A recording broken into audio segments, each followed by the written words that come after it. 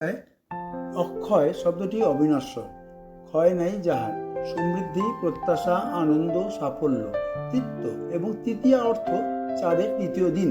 হিন্দু পঞ্জিকায় বসন্তের বৈশাখ মাসে তৃতীয় চন্দ্র দিন এর নামানুসারে এর নামকরণ করা হয়। অক্ষয় তৃতীয়া হল হিন্দু পঞ্জিকার বৈশাখ মাসে শুক্লা তৃতীয়া অর্থাৎ শুক্লপক্ষের তৃতীয় তিথি। এটি হিন্দু ও জৈন ধর্মাবলম্বীদের কাছে একটি বিশেষ তাৎপর্যপূর্ণ তিথি। এই শুভ দিনে বিষ্ণুর ষষ্ঠ অবতার পরশুরাম এর জন্ম নিয়েছিলেন। এজন্য এই দিনটি পরশুরাম জয়ন্তী হিসেবেও পালন করা হয়। বেদব্যাস ও গণেশ এই দিনে মহাভারত রচনা আরম্ভ করেন। এদিনই সত্যযুগ শেষ হয়ে ত্রেতা যুগের সূচনা হয়। এদিনই রাজা ভগীরথ গঙ্গা দেবীকে মর্তে নিয়ে এসেছিলেন। এদিনই কুবের তপস্যায় তুষ্ট হয়ে মহাদেব তাকে অতুল ঐশ্বর্য প্রদান করেন। কুবের এই দিন লক্ষ্মী লাভ হয়েছিল বলে এই দিন ভৈরব লক্ষ্মীর পূজা করা হয়। এই তিথিতে হতে পুরী ধামে জগন্নাথ দেবের রথযাত্রা উপলক্ষে রথ নির্মাণ শুরু হয়। অক্ষয় শব্দের অর্থ হল যা ক্ষয়প্রাপ্ত হয় না। বৈদিক বিশ্বাস অনুসারে এই পবিত্র তিথিতে কোনো শুভ কার্য সম্পন্ন হলে তা অনন্তকাল অক্ষয় হয়ে থাকে। কেদার, বদ্রী, গঙ্গোত্রী, যমুনোত্রী যে মন্দির 6 মাস বন্ধ থাকে এদিন তার দ্বার উদ্ঘাটন হয়। দ্বার খুললে দেখা যায় সেই অক্ষয় দ্বীপ যা 6 মাস আগে জ্বালিয়ে আসা হয়েছিল। আধুনিক কালে এই তিথিতে সোনা বা রূপোর গয়না কেনা হয়। মনে করা হয় এই শুভ তিথিতে রত্ন বা জিনিসপত্র কিনলে গৃহের শুভ যোগ হবে, সুখ শান্তি ও সমৃদ্ধি হবে।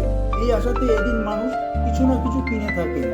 এই উৎসবটি ঋষি দুর্বাসা সহ অসংখ্য ঋষিদের দর্শনের সময় দেবতা কৃষ্ণ দ্বারা দ্রৌপদীর কাছে অক্ষয় পাত্রের উপস্থাপনা সম্পর্কিত।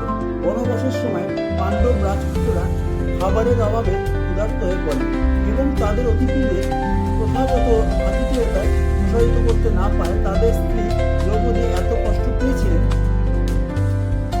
জ্যেষ্ঠ পাণ্ডব যুধিষ্ঠির সূর্য দেবতার কাছে প্রার্থনা করেছিলেন, যিনি তাকে এই বাটি দিয়েছিলেন যতক্ষণ না দ্রৌপদী তাদের সমস্ত অতিথিদের পরিবেশন করবেন, ততক্ষণ তা পূর্ণ থাকবে।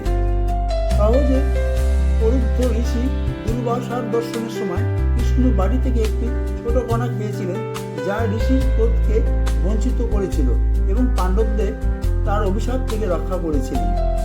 অক্ষয় তৃতীয়াকে হিন্দুরা বিষ্ণুর ষষ্ঠ অবতার পরশুরামের জন্মদিন বলে বিশ্বাস করে। তিনি বৈষ্ণব মন্দিরে পূজনীয়। যারা পরশুরামের সামনে এটি পালন করে তারা কখনো কখনো এই উৎসবকে পরশুরাম জয়ন্তী বলে উল্লেখ করে। বিকল্পভাবে কেউ কেউ বিষ্ণুর অষ্টম অবতার কৃষ্ণের প্রতি তাদের শ্রদ্ধা নিবেদন করে। শ্রুতি আছে এই যে ঋষ ব্যাস অক্ষয় তৃতীয়ার দেবতা গণেশকে হিন্দু মহাকাব্য মহাভারতে পাঠ করা শুরু করেছিলেন। আরেকটি শ্রুতি এই যে দিনে গঙ্গা নদী পৃথিবীতে নেমে এসেছিল।